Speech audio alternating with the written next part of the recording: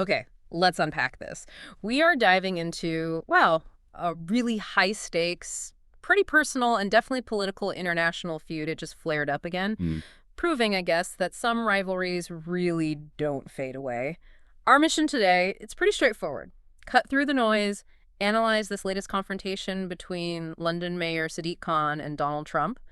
We're focusing specifically on the explosive claims and the sources you shared. Yeah, and this latest round, it didn't exactly start quietly, did it? The whole thing really ignited at the UN General Assembly in New York. The UNGA, Right. Trump gave a speech, Yeah. and the reaction was, well, immediate Mhm. and global. Yeah. Really pulled people in from both sides of the Atlantic. And that's where the big one landed, wasn't it? That central, really controversial claim. During that UNGA address on Tuesday, Trump called Sadiq Khan a terrible mayor. Okay, standard political attack maybe. Right. But then he added this charge that's just incredibly loaded. He claimed London wants to go to Sharia law. Yeah, That specific phrase, that's really what set this whole thing on fire, wouldn't you say? absolutely. That was the flashpoint. So the mayor of London, he was clearly not going to let that slide. I mean, he's personally insulted, and there's this uh, completely misleading claim about his city's legal system. How would he react right away? Swiftly Mm-hmm. and very strongly. His counterattack came on Wednesday, and it was unambiguous. No punches pulled at all. What did he say?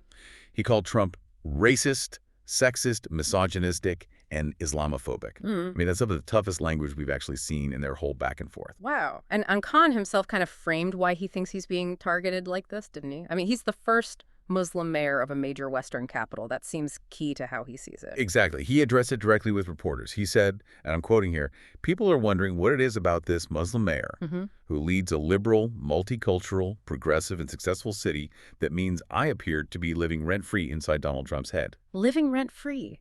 That phrase really tells you something, doesn't it? For Khan, this isn't just policy disagreement. It feels deeply personal. Intensely personal, yeah. Which makes the official City Hall line kind of interesting. You've got the mayor hitting back with these incredibly sharp personal attacks. But the official statements, according to the reports, they shifted focus more towards, like, civic PR. That's right. A previous statement was trying to counter the negativity, basically saying London is the greatest city in the world, pointing out it's safer than major U.S. cities, and even adding they were delighted to welcome the record number of U.S. citizens moving here. Huh.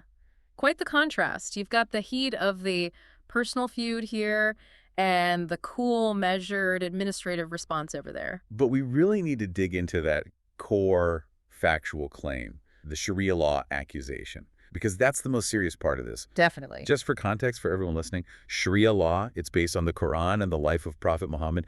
It covers principles for Muslims' moral and religious lives, things like prayer, finance, divorce, halal food, that sort of thing. Okay, so it's a broad set of religious principles. What does that translate to legally in the UK? Because we have that 2019 UK government document you found, which details the actual status. And the reality is, well, it's starkly different from the claim. Yes, Sharia councils do exist in the UK. They've been around since the 1980s, actually. Since the 80s. Yeah. But, and this is the crucial part, their function is very, very specific and limited. They're used only to, quote, solve the matrimonial problems of Muslims living in the United Kingdom in the light of Islamic family law. Wait, hold on. So the former U.S. president claims a whole global city is adopting Sharia law, when the UK government itself says these are basically private religious councils around for decades just helping with marriage and divorce issues for Muslims. Precisely. And the single most important point here, Okay. their rulings are not legally binding. Not binding. Okay. The government document is crystal clear. These councils have no official legal or constitutional role in the UK, period. So that political claim just completely falls apart when you look at the actual legal situation on the ground. It's a huge accusation running straight into a very limited reality. Classic case, isn't it? Political rhetoric versus legal fact.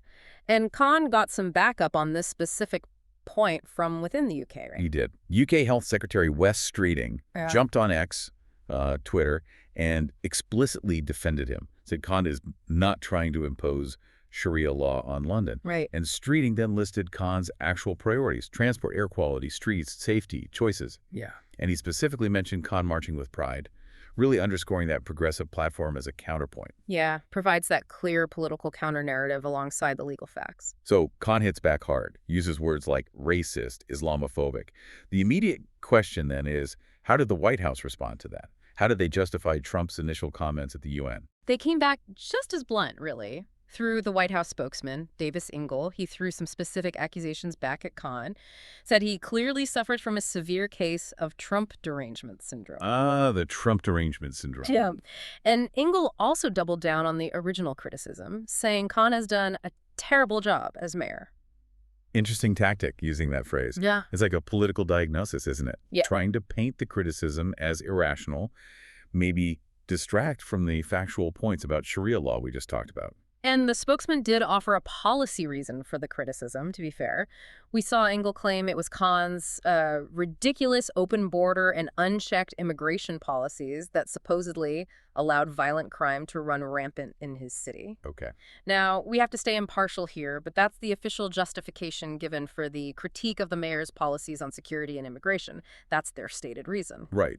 But it's crucial, as you said earlier, to remember this isn't just some isolated incident, this latest clash. It's just one more chapter in what the sources are calling a years-long spat. Absolutely. Years long is right. If you look back, this feud actually started before Trump even became president. That's right. It kicked off when he first proposed banning Muslims from entering the U.S. Khan had just been elected mayor, and he immediately called it an outrageous policy. That policy clash pretty much instantly became personal. And once it got personal, the exchanges just got nastier, didn't they? Khan called Trump's views on Islam ignorant, and Trump shot back, basically warning him, I will remember those statements. They are very nasty statements. Yeah, that really set the dynamic. Tit for tat, personal retaliation. It's defined their interactions ever since. And it wasn't just words. It spilled out into public view in really big ways, like that protest moment. The Trump baby balloon. Exactly. Mayor Khan actually gave permission for protesters to fly that huge 20-foot inflatable baby Trump over London during his first presidential visit back in 2016. A hugely symbolic act designed to really amplify the public opposition, wasn't it? Totally. And Khan kept up the pressure in the media, too, writing opinion pieces. In 2019, he slammed the red carpet rollout for Trump's visit, wrote in The Guardian that Trump was just one of the most egregious examples of a growing global threat. Strong words. And he did it again recently, didn't he? Another op-ed accusing Trump's administration policies of being straight out of the autocrat's playbook. Yeah, he hasn't backed down. And you can see the real-world impact of this feud in diplomacy. Like Trump's second state visit to the UK just last week, it pointedly did not include a stop in London. Right, where all the protesters were gathering. Exactly. It literally changed the itinerary, kept the former president away from the UK's capital city because of the expected demonstrations, likely fueled by Khan's opposition. It's become a genuine diplomatic headache. Remember that incident back in July? Trump called Khan a nasty person during a press conference. Oh, yeah, with Keir Starmer? Yes, and it forced Starmer, the prime minister, to actually interrupt and say publicly that Khan was a friend of mine, actually. It shows how the personal bad blood between just these two figures is now actively disrupting interactions between other world leaders. It's quite something. So to kind of wrap up what we've dug into today, Right. this really intense, long-running personal feud, it clearly shows how high-level political talk, especially internationally, can just grab onto claims like that completely false Sharia law narrative, claims that are totally at odds with the actual legal facts, even facts provided by the UK's own government.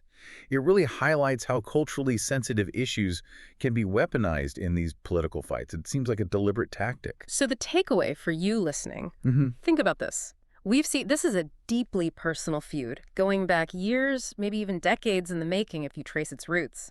What does that reliance, that sustained reliance on inflammatory claims we've seen are factually disputed, like the Sharia law one about London, what does that tell you about how diplomacy might be changing?